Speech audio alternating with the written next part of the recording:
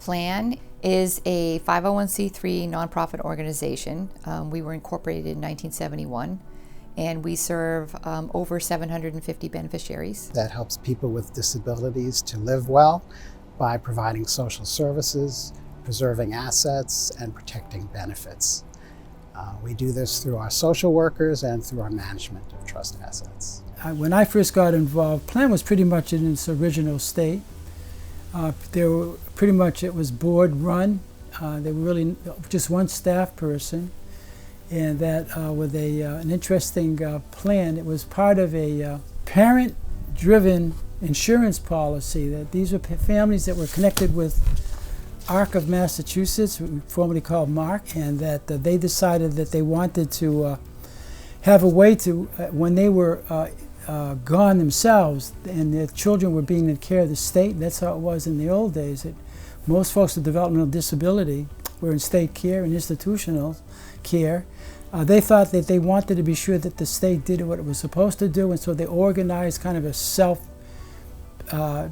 insurance plan, and that the guarantee was that the original form of plan, that they would have folks like myself and other board people would check in, making sure that the state did what it was supposed to do.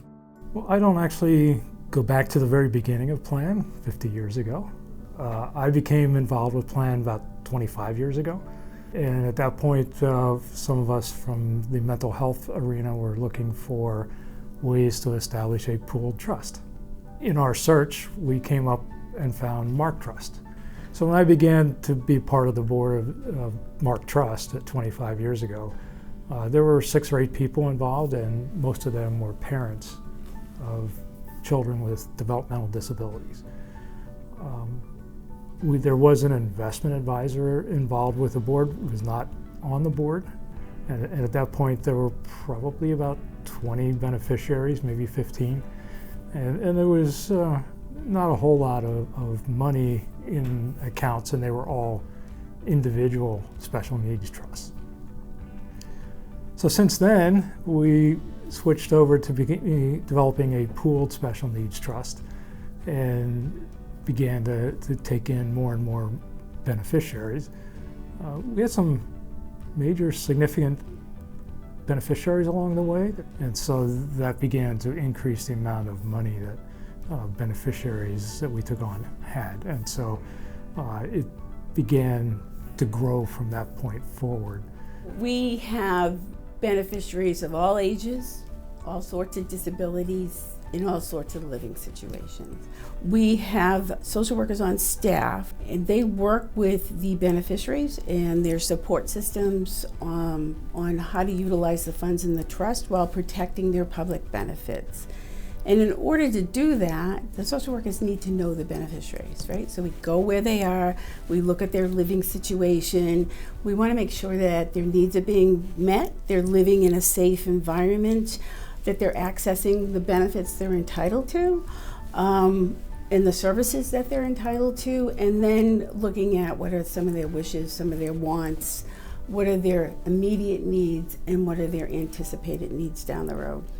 I had one beneficiary who was living in a long-term care facility. However, he was on the younger side, and he was a quadriplegic. And one of his ways of coping was his artwork. This gentleman taught himself how to paint and draw. He sent us pictures, they're hanging in our office. And he once wrote us a letter telling us that we understood, we really truly understood what it was like. We have been able, over the 50 years, to put some money aside into a reserve fund, and in 2019, the board of directors at that time voted to donate a certain portion to other nonprofits that serve like constituents. So we are so excited to be able to do that.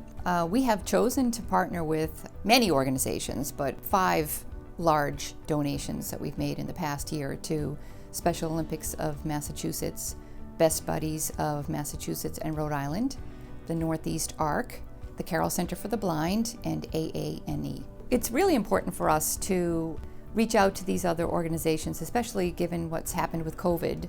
We were in a position to help these organizations to continue to provide the hands-on services that they provide. We are in the business of trust administration and coordination of social services, and these organizations are working with people with disabilities day to day. So we want to be sure that we help as much as we can. Northeast ARC chose to partner with PLAN because we both have the same goal: enhancing the lives of people in the communities we serve. Our partnership with PLAN has just started, and we're so excited for what the future holds. Happy anniversary! This is Mike Kelly here from Special Olympics Massachusetts, and we want to thank you guys and congratulate you so much on 50 years. We want to express our most deepest thank yous to you guys. We could not believe with so much support that we got from you. Otherwise, we wouldn't have had so much confidence to get back onto the athletic fields. Thank you to PLAN and happy anniversary. Best Buddies is so grateful for all of your support. Your generosity helps Best Buddies programs run and helps us create a more inclusive community for people with disabilities. We couldn't help as many people without the support of PLAN. So thank you again. Best Buddies loves you. Our focus on service. A lot of PLAN branches around the country and other sorts of folks that do this sort of thing, their emphasis isn't on service, and I believe we're unique in a fashion that we emphasize case management and social work support, and that because it isn't just about the money, it's about making sure this money goes where it's intended to, that it serves a proper purpose, takes care of folks the way they should be taken care of, and that the proper people are associated with the folks in need. The peace of mind as a parent is extremely important because obviously we don't all know how long we're really going to live, and my daughter does have a sibling. My son lives in Ithaca, New York, so for him to be able to provide some of the day-to-day benefits would not be possible. Working with PLAN and the service coordinator to actually take care of his sister would be the longer-term peace of mind, is that it doesn't depend just on him. He can have his own life, he can do what he wants to do and still have a way to help his sister. And so that's the peace of mind that I look to have and have put in place, so that we don't have to worry about what happens. We can just live life today, and that's the way I'd like it to be. What we provide for beneficiaries is trust management, but beyond that, we're interested in a life plan for our beneficiaries, so that our goal is to help people have quality of life and to live life well, both on a daily basis and for the future. And PLAN's been there for 50 years, and we hope to be there for another 50 years to help our beneficiaries manage through day-to-day issues, as well as have an opportunity to plan for the future and have that come to fruition.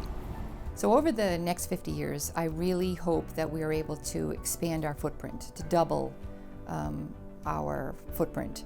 We're hoping to be the go-to organization for special needs trusts. There are people that stay up at night worrying about what's going to happen to their loved one, and we're the answer to that. And all they have to do is call us and ask about what we do. We can help them on this journey, and then they have that peace of mind knowing that when they're gone, their child or loved one is taken care of.